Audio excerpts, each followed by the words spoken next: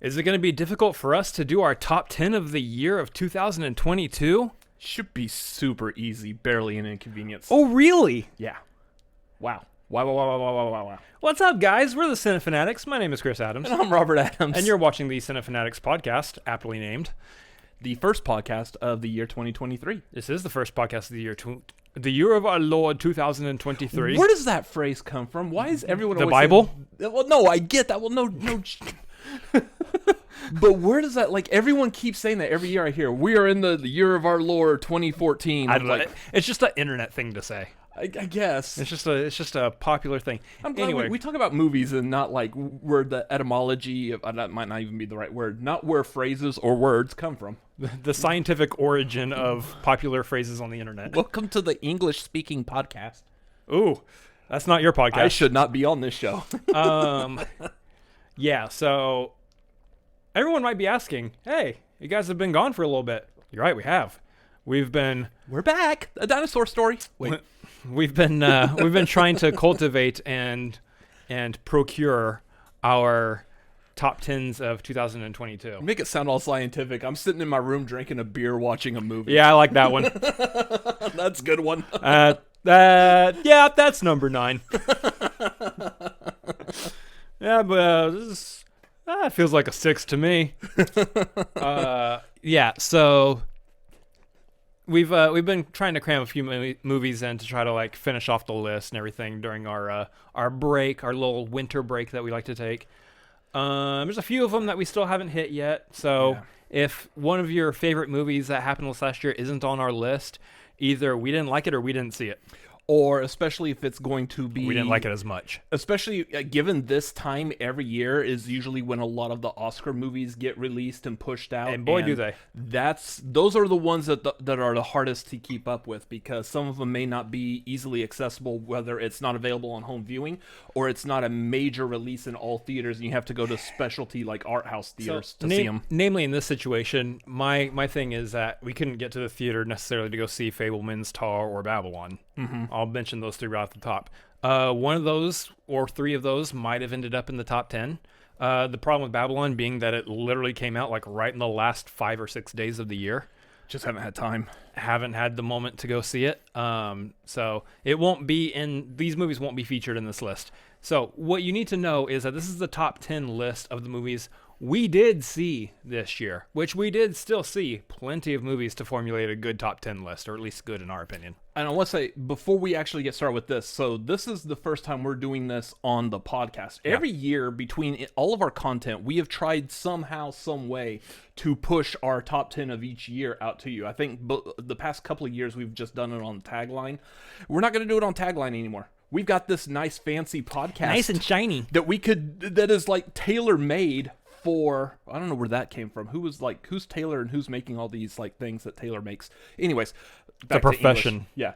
Is tailor-made for doing like your top 10 lists on there. So stop showing people your knees on camera. It's a tailor. Tailoring clothes. Not Tim Taylor. Wow. Anyway, so we've got a little less than an hour to try to drive through 10 movies each. I didn't actually discuss with you what your top 10 was, and I don't think that you really know what my finalized list is either. We have talked about it throughout the year at various times, but we don't both have the full grasp of what the other one's list is. So some of this might come as a surprise. I do know that, like many years past, we typically end up with the same number one movie.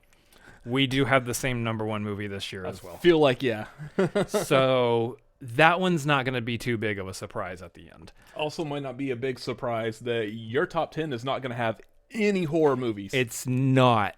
The only time that's happened was when like Get Out or I think Us might have been on my top 10 list. I can't remember. If Us made your top 10. I know Get Out definitely. Get Out was like 1 or 2. Yeah. Of that year. I've got like 2, maybe 2.5, depending on how you want to categorize one movie as horror movies. So yeah, this is gonna be a fun list. It's gonna be a good one. Real quick, we've got a limited amount of time. We're not gonna dive too deep. These aren't gonna be like reviews for the movies. We're gonna say what the movie is, give us kind of a sentence and a half of why we enjoyed that movie or why that movie landed on this spot on our list and then kind of move on because we've basically got 20 movies to cover here between the two of us. With a couple overlaps. I would say let's actually start off with like recapping at least like your number 15 through 11. Just what are they real quick? So we got our phones because our lists are on our phones. Thank you, Letterboxd. Not sponsored, but Letterboxd is a big useful tool. So if you want to follow us on Letterboxd at Robert Adams MLP, at Chris Adams MLP on Letterboxd, and you can see our lists as we make them public. If you like movies and you aren't on Letterboxd, get on Letterboxd. We'll take that check now, Letterboxd. Letterboxd actually has been like very helpful in me trying to piece together like what movies should I have seen by now, and I can't figure like if I'm just sitting there staring at the wall like what movie do I want to watch tonight. I can usually go on Letterboxd and sort like all movies that I haven't seen by popularity. Be like, I do want to watch that. That sounds good. Isn't there a way to put this with like numbers beneath them, like that? Yeah. I forget how to do that. You make a list and you just keep up with your list all year. No, I have a list. There's a way to do it in the list. Oh, yeah. Are you... I'm looking at my list. How do I put numbers on them? I don't know how you're accessing that. This is all very interesting and riveting. Ranked. There it is. Got it. Okay. You just changed edit ranked. You just changed from a list to just an actual rank. Yeah, you just have to click on the ranked thing. Anyway, so this is Letterboxd 101 for you guys. So we're gonna do the 15 through 11 as our whatchamahoodles. And just honorable mentions. That's the words I'm looking for. I said it before we started. Couldn't say it once the camera was on. Couldn't say it once the camera's on. So I'm just gonna run through my 15 through 11 real quick. We're not gonna give like sentences or anything on this. Number 15 for me was Cha Cha Real Smooth. Okay. Number 14, surprise, Moonfall. Weird. Yeah, I really enjoyed Moonfall. It's fun. 13, Banshees of Inisherin. 13? 13. By the way, we're going to be heavily judging each other while we're reading these off. We're not judging you. We're just going to judge each other because we're brothers and it's in our DNA to watch movies, and I forgot to say that at the beginning of this. Good. We're not judging you, the viewer. You like what you like. We're just going to judge each other. Number 12 is... got to specify here, Guillermo del Toro's Pinocchio. Good call. Not the other one. Or the other one. We're not talking about that one. The other one, the Disney one, the remake this year, is number 37 on my list. So there you go. So to speak, it's pretty much towards the bottom of the list. Yeah, let's say out of what? 40. 41, something like that. Number 11. This one's going to make you cry. RRR. Number 11? There was some good movies this year. Yeah, RRR was hanging out in my top 10 for the bulk of the year. Jeez. Okay. Also, real quick, just for funsies, what's the one at the end of your list? Oh yeah, we should do that, huh? Not like the top one, but just what is your worst movie of the entire year? The Gray Man. The Gray Man? Yeah. Followed up by A White Noise. I feel like those are equal, and not that White Noise is a bad movie. It's just not your movie. It just wasn't my movie. You're just not a Noah Baumbach. I think The Gray Man was not a great movie. Yeah. White Noise, I thought was a perfectly fine movie that I just didn't connect with. So my worst one of the year, Morbius. I don't think that's a huge surprise. That is my number 55. That would probably be my worst movie of the year too, had I seen it. Yeah. Yeah, you dodged a major bullet on that one.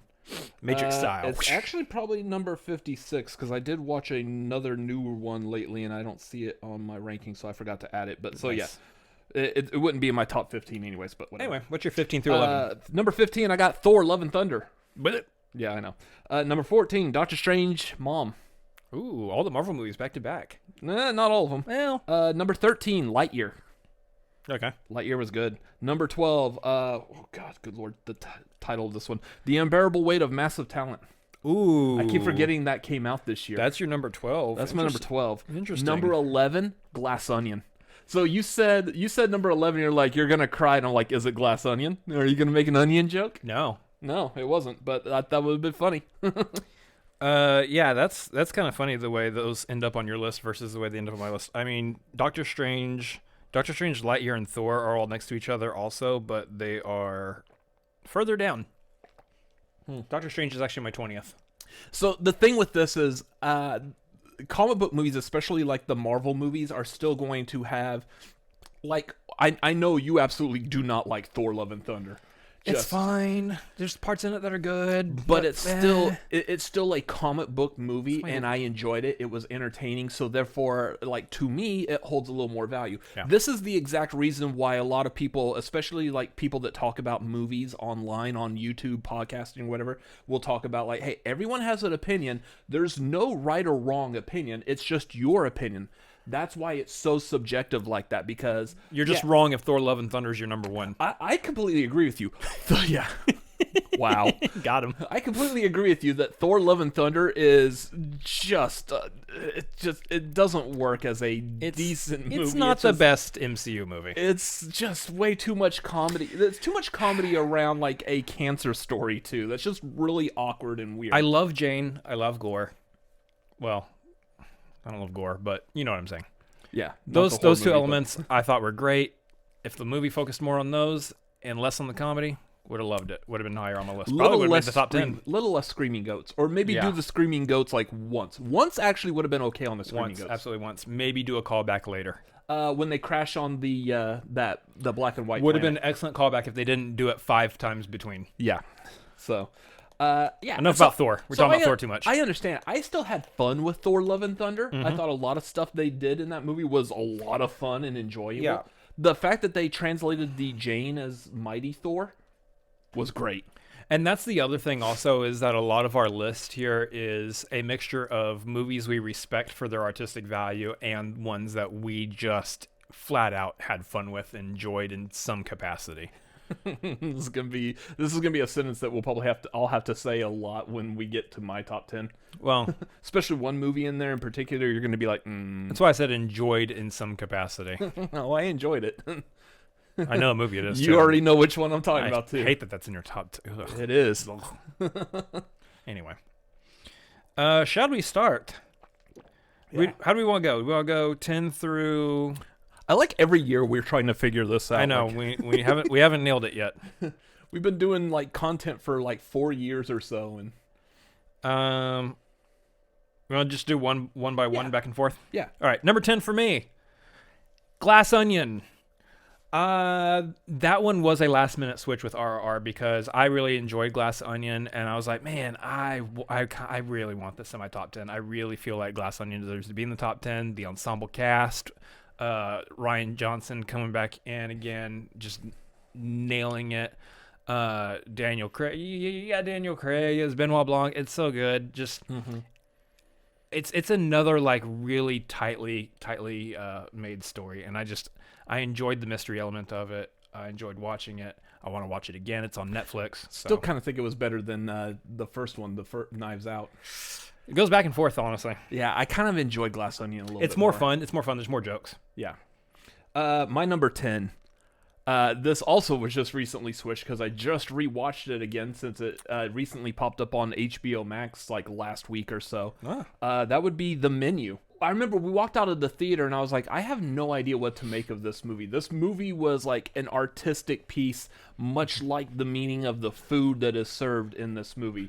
Going back and watching it now, knowing like there's like one twist to the movie, knowing what that twist was, and going back and watching it from the very beginning, it's a lot more interesting because of the way the script was written. Yeah. When you know that the script was written around this twist to like kind of hide it, to kind of play coy with it, you start noticing also how the script was made in relation to everything else in the movie.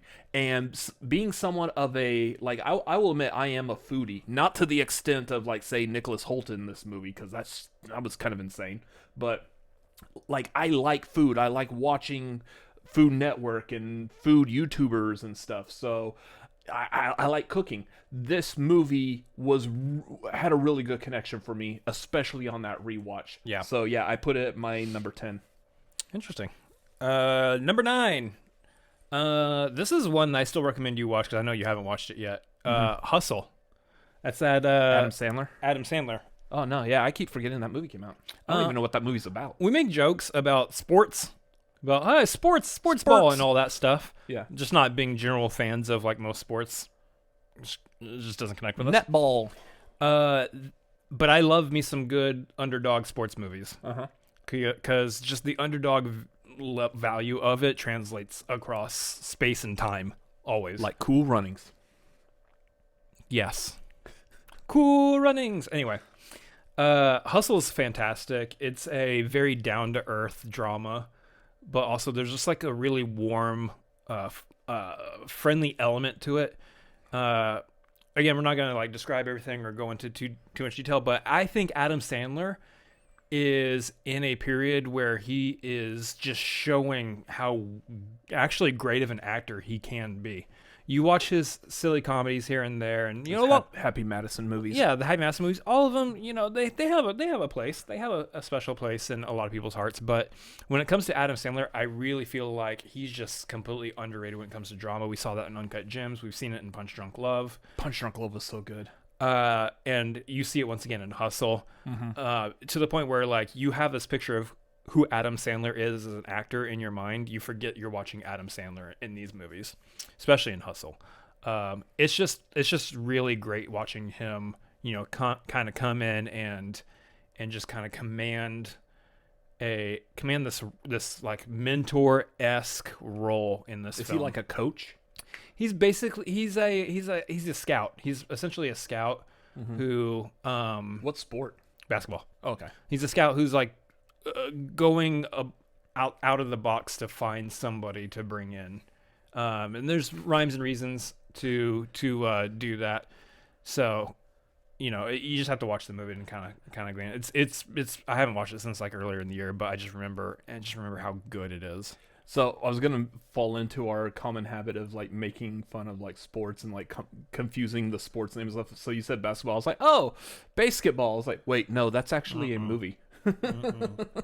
Nope, vastly different film. Anyways, Number 9. My number 9. This is gonna be super weird because this is a sequel, and the first movie I am notorious for not liking. Oh, nice. And the sequel came out this past year, and the sequel's actually really good. I enjoyed it. I had a lot more fun with it. That would be Avatar: Way of Water. Nice. So the first movie just nowhere near a top 10 list for me. The second one in my top 10. Barely. It's number 9, but yeah, the visuals, the story, everything was so much better in this. I had a lot more fun with this movie. I liked it a lot more. I think a lot of it is also because we're not in the process of setting up this world anymore. We already know who the Na'vi are. We know Jake Sully. Jake Sully? Yeah, we know everything that's going on. We have a great idea. There's just a very little bit of exposition setting up like the kids and like Quidditch's role now. Who? Quidditch. Quado. Wasn't Quado that guy from like Total Recall that was in the dude's stomach? Yes. Catch the golden snitch. Yeah. Anyways, but there was just a little bit of setup on them. Otherwise, it was right into the story, and let's have fun with these characters. Yeah. So yeah, I enjoyed it a lot more. Anyways, Fair play. number 9. Number 8 for me. EO. It's a Police song. The Police song. No, it's Everything Everywhere All at Once. Oh no, that's not a Police song. That's Under Pressure from Queen. EO. EO. Sting does it too. Anyway, People on streets. it's not too surprising to see Everything Everywhere All at Once on most people's top 10 lists. That movie. Most people's top 10 list. That movie hit early and hit strong, and it's one of those movies that bears a rewatch, which I still haven't done yet. So Neither have I. I definitely need to give it another look-see because it's unlike Glass Onion, it has a bunch of layers that you can't actually see right through. No. It's a densely packed movie, and it is expertly crafted. There was a unique story to it. Performances by Michelle Yeoh, Kei Kwan, Stephanie Sue. Yeah. Stephanie Sue. Yeah, all three of them, amazing.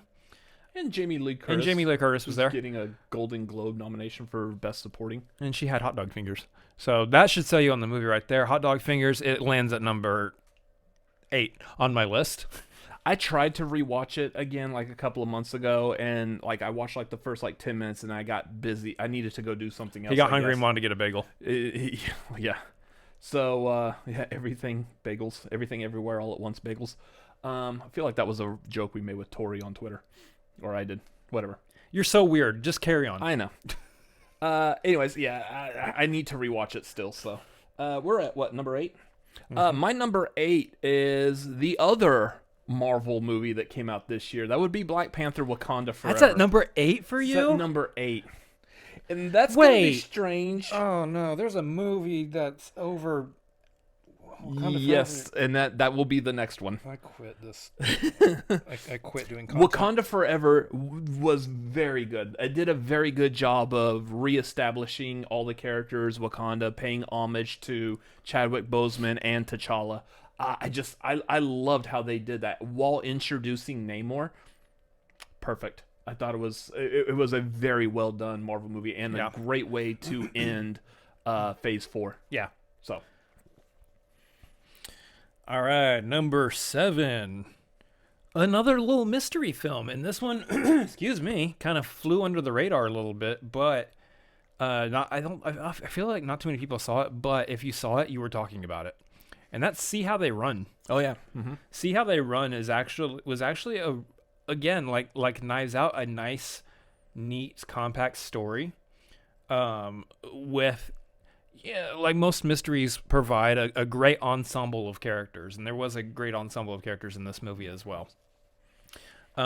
It's worth watching. I believe it's on HBO Max as well, so if you haven't checked out See How They Run yet, which I know a lot of people haven't, just because again it flew so far under the radar, it's worth checking out. It's not too hard of a watch. It's not a complicated movie at all. It's really easy to dive into, digest. I would say just about as fun as like the Benoit Blanc or the Hercule Poirot type movies. Mm-hmm. I think that the Hercule Poirot movies may be a little more on the serious side and not so much on the fun as like the Knives Out movies have been. This is more on the fun side. Yeah, See How They Run definitely flies more on the fun side, and it's worth checking out. Made it to number 7 on my list, so I feel like is just expertly crafted. Yeah. So number 7 on my list. Here it goes. One of 2 horror movies. This one is going to be ready for his face. Those of y'all watching the video, Terrifier 2. Just the movie is told very well. The story is good. Like, I'm not even like necessarily talking about the special effects. The first movie was just setting up a The first movie was just setting up a dark horror movie with like dark effects, and I have no idea what he's doing. With like a dark story, not even really a story. It just shows you like the city block and the people interacting with this killer clown. The sequel, now that we know the concept of Art the Clown and everything that he's, I guess, about, he really doesn't have like a rhyme or reason. He just kills people. But we got an idea. Now we have a full-fledged story set up and based around it. And that, I thought, was very well done because they've got really good actors. A lot of these are actors who we've never actually like seen before, or we've seen in small parts. And then, yes, I will shout out the special effects, the gore, the practical effects. Damien Leone is a special effects maestro, and you can tell that he has a lot of love and care into how his effects look on camera. So that was like one of the major things I loved about this movie. And it's not just because it was a super gory horror movie, which I typically...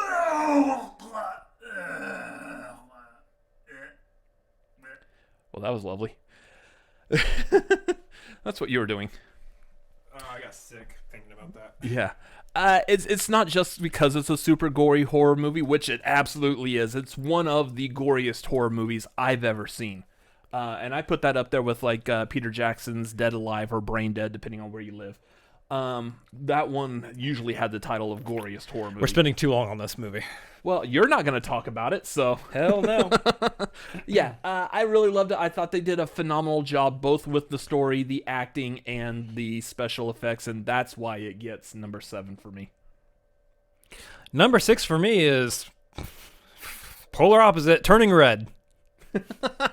Well, I mean, Nope. My movie had people turning red too. Nope. Different reasons. No. No. Oh. Well, I mean, I guess both of them involve blood. No, number 6 didn't involve blood. It's a fuzzy. Think about it. Fuzzy red panda. Fuzzy red panda. Doesn't involve blood. It's an allegory. Shut up. It's not an allegory. Shut up. Turning Red. It's one of those movies you forget came out this year also. Yeah. Well, not this year. Obviously last year. Turning Red was, again, Pixar. Pixar knows what they're doing. 9 times out of 10 at this point. You know, they had a couple misses here and there, but Turning Red was not one of them. I didn't know I was going to like Turning Red this much. For most of the year, it stayed in my like top 2 or 3. It hung out there for quite a long time. And it was such a delight. It was so funny. Yeah. There haven't been too many animated movies that make me laugh out loud that hard. Obviously, there's funny moments in animated movies. They like to cater to the adult crowds too, as well. Especially Pixar does. But it's so heartwarming. It's so funny. It's strange too, because like obviously, you know, there was the whole discussion of how does an adult man connect with the story of young girl child. Obviously, there's disconnects there. Like specifically, young girl entering. Like, yeah, I was puberty. I was never a young girl child. I was always young boy child, and then I became young man adult.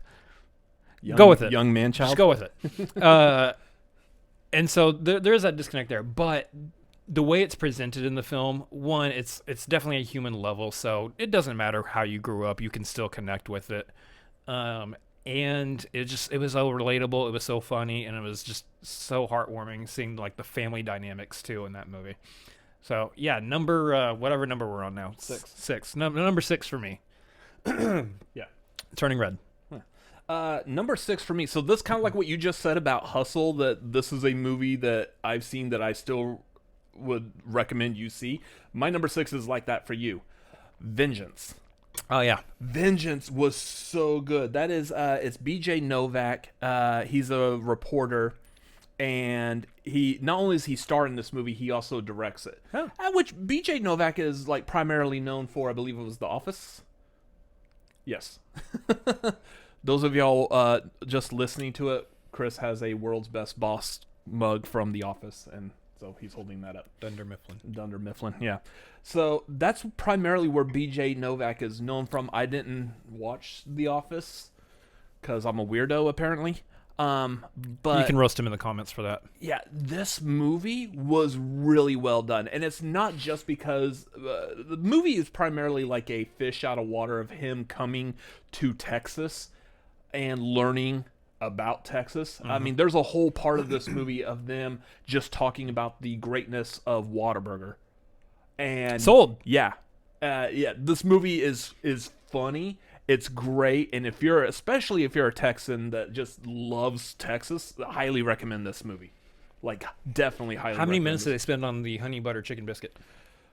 I can't remember. Oh. I think it gets a mention in the movie. Oh. I believe at some point. Does. But yeah. Wow. But yeah, there's a good amount of Whataburger talk in this movie. What a burger. Yeah. But it's funny. I highly recommend it. Just even if you're not a Texan, everything they talk about as far as Texas life, I mean, outside of like a major city, we're in Austin. I wouldn't say Austin's a fair representation of like the stereotypical Texan or Texas, because we're a big college, it's a very progressive city too. Progressive, big college city. So this is more like a very general, normal city.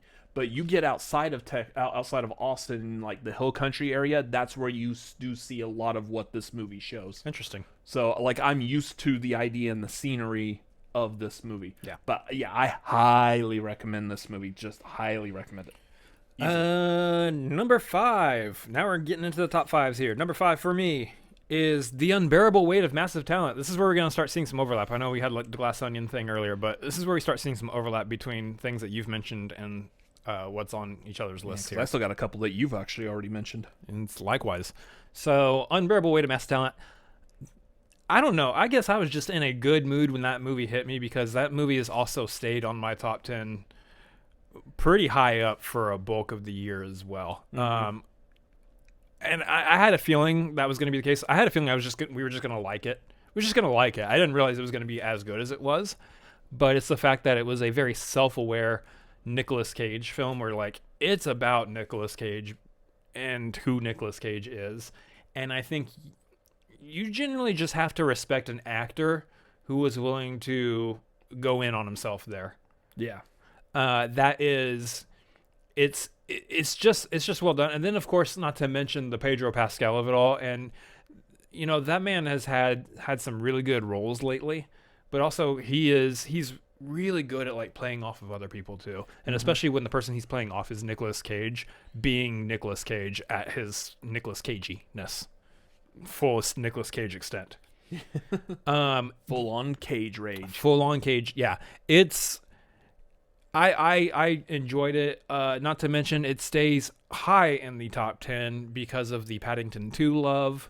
You can't fault the movie. You can't hate the movie when it gives the Paddington 2 love. Yeah.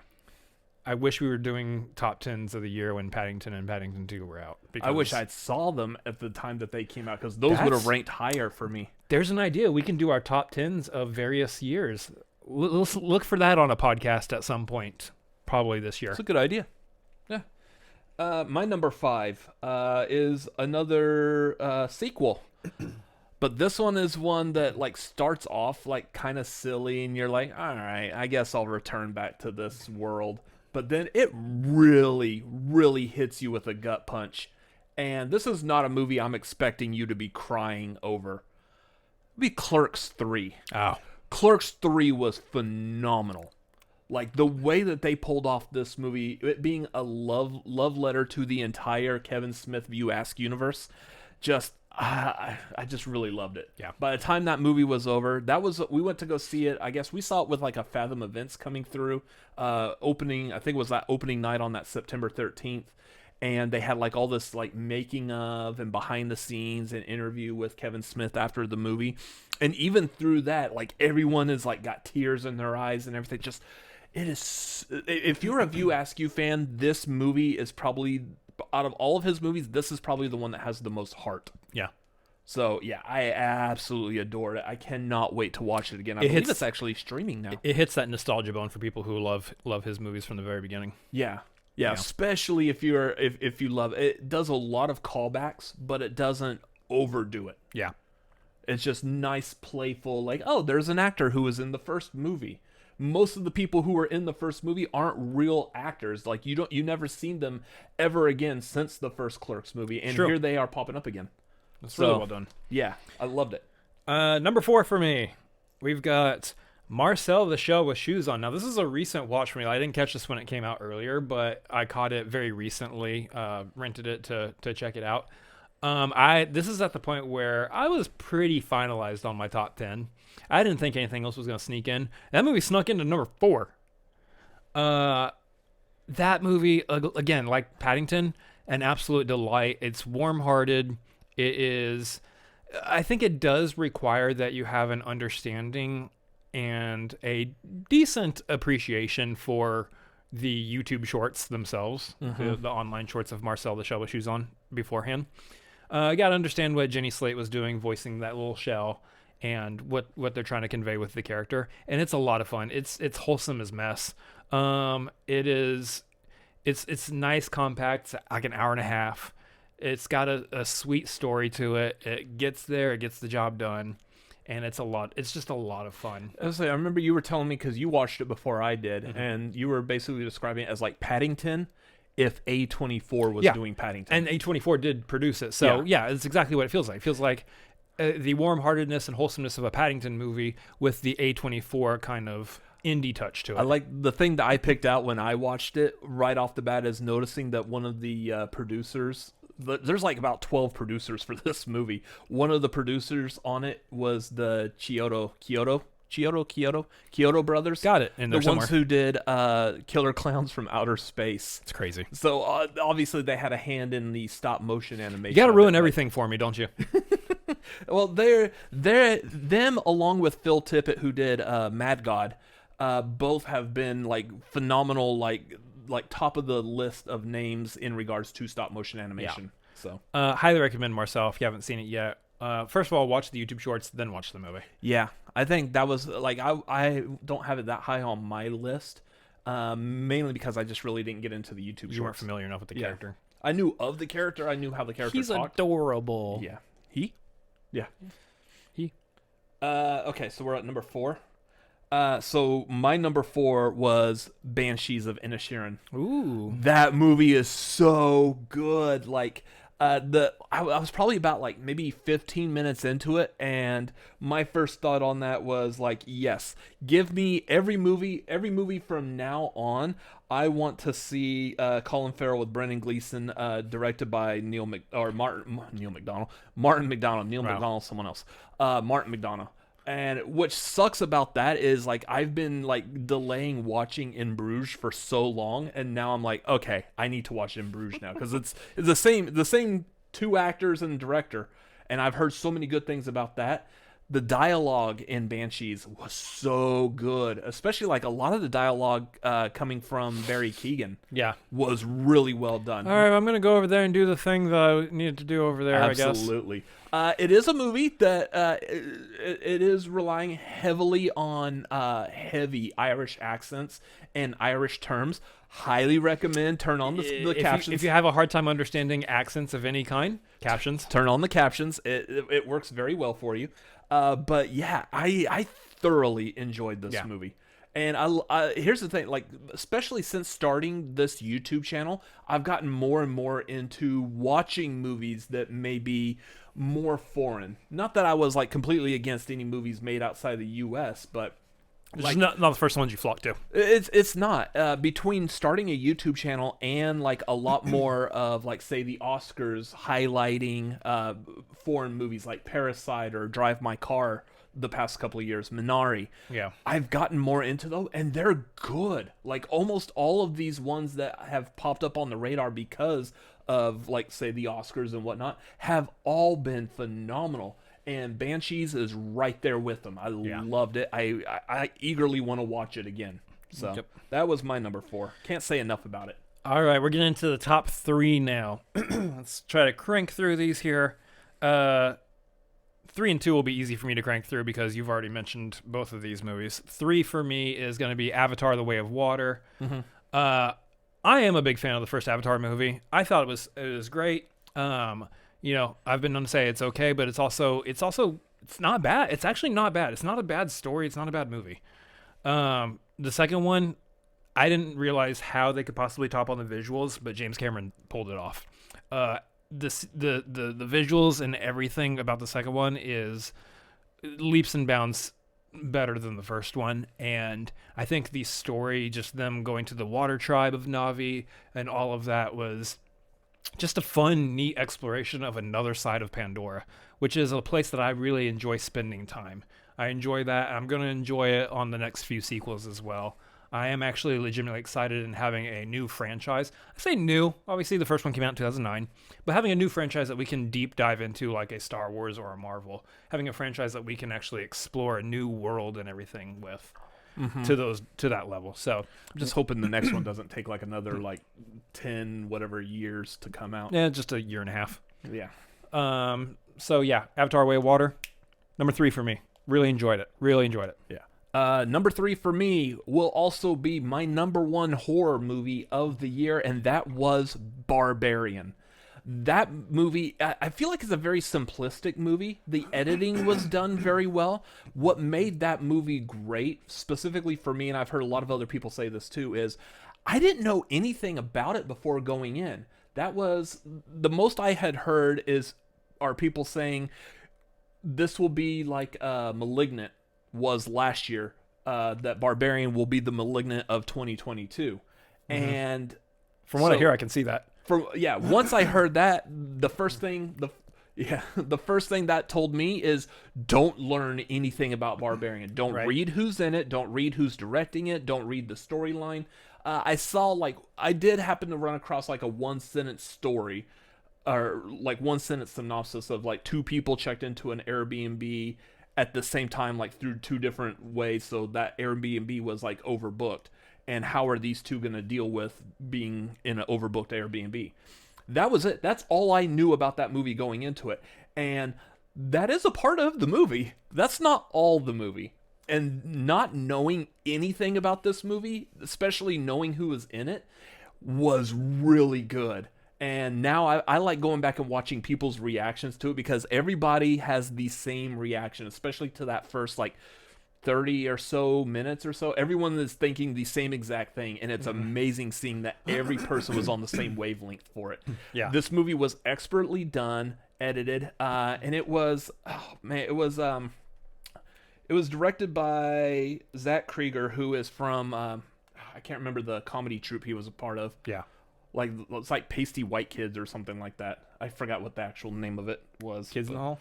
No, it's not Kids in the Hall. Whitest Kids You Know. Whitest Kids You Know. That is, Thank you, Letterboxd, for having that in the Zach Krieger biography here that I could easily click on. Got to it. Yay! Yeah, he's from that show, and it's another one of those where you get like someone who's expertly doing horror coming from a comedy setting, much like Jordan Peele.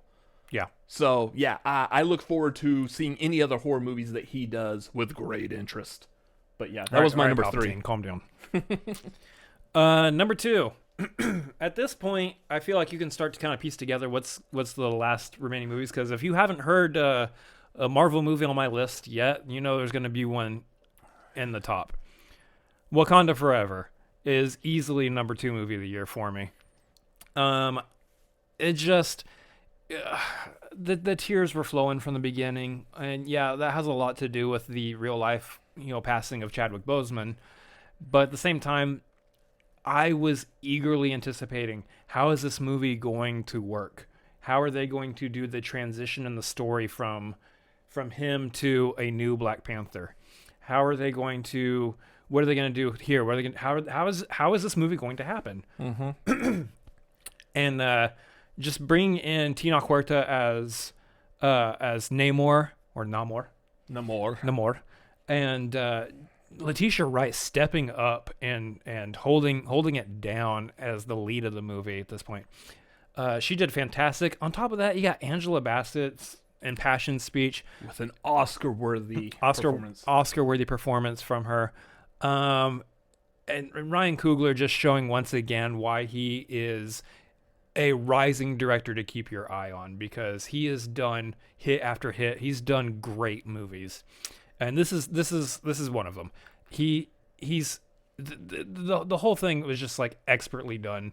I'm just in awe of them being able to pull that movie together and make it as good as they did. Especially if you know the story behind the scenes, that when Chadwick Boseman passed away, everything kind of halted. He was specifically like, I don't want to make this movie. Yeah. And then he came back, he put everything together, he brought everyone together and made this movie, and made a phenomenal movie. Yeah. So, yeah, I definitely understand. Again, that was my number 8, but it's worthy of being in a top 10 easily. Mm-hmm. My number 2, again, going back talking about foreign movies that I probably wouldn't have been paying attention to if it wasn't for this one. I don't know how much, hopefully it gets some good Oscar buzz, but this one has made like waves across the entire internet. Yeah. And that is RRR. I tried to keep it in my top 10. I really did. Oh, RRR was so good. I loved it. I saw it first and I told you, okay, you need to watch this. Yeah. Well, that was, so you personally told me that after I have already seen like everyone else on the internet talking about it for months. Like I was late to the RRR game. He was late to the par RRT. No, that's another YouTube channel. Shout out to them. They're awesome. They also have a guy named Robert. Anyways, RRR was really, really good. I had so much fun with that movie. Like, I get that there are parts of it that are completely unbelievable, and if you can, like, suspend your disbelief for, like, the unbelievable parts for at least more than, 15 minutes or so, He's looking at how much time we have left for this podcast. You better hurry the RRR up. There's actually 15 minutes left. That's funny. If you can sustain that disbelief for more than 15 minutes, you will be very greatly rewarded with a very good movie that actually does have a lot of fun and a lot of heart to it. So, yeah, I absolutely enjoyed it. It's got a lot of heart. do that. I'm so stupid. That movie is doing for the suspenders market what our number one movies are original did for the U.S. Navy. Yeah, I don't think I need to look at my list anymore. No. Pretty sure we all know what number one is. There's one particular movie that made like the biggest waves of all of 2022. And we haven't mentioned it yet. There's a reason we haven't mentioned it yet. It's our number one movie. And it is both our number one movie. Yeah. That was a movie that... Top Gun Maverick, in case you weren't catching what we were saying here. Because he was just going right into it. Yeah, that was a movie that I think the both of us were sitting in the theater. And by the time that movie was over... That was a movie! We both had like the biggest smiles on our faces. America! Like, yeah, this was a fun movie. Yeah, you would put the American movie over RRR, wouldn't you? That's not my... Would you stop? Freaking xenophobic looking... Oh... Just kidding. I'm kidding. Like I had no expectation to love Top Gun Maverick as much as I did. Yeah. The first one came out in 1986. I've seen it a couple of times. I'm like, it's fine. It's a movie. It's fine. They do some things. It's not like a full-fledged story. Shirtless volleyball. Yeah, like Take My Breath Away and Highway to the Danger Zone and yeah, all that's in there. Yeah. It's a movie. It's good. We're gonna make a sequel to it. Why do we need this? Well, okay. So then the story behind that is this movie was supposed to come out. Like they started advertising this movie back in 2019, and It's supposed to come out in 2020, I think. Well, if I remember correctly, I want to say it was supposed to come out in 2019, and then it got delayed, just of normal delay. Yeah. And then Normal in production 2020, it was supposed to come out, and then everything got delayed in 2020. Yep. So this was a movie that came out effectively 3 years later. And it was filmed like 2 years before it was supposed to come out. So this has been a movie that's been sitting for like 5 years. Phenomenally well done. Just absolutely, it's so much fun. And that's something to think about too when you really like movies that you see getting worked on and they get delay after delay after delay. At some point you start to go, okay, I'm losing all interest in this. I don't care. And you're going into it going, I don't care about this movie, and your mind's already made up. This is for a lot of people, not for everybody. And so it's very easy to go into that movie going, I don't know how this movie's going to come out, how it's going to be.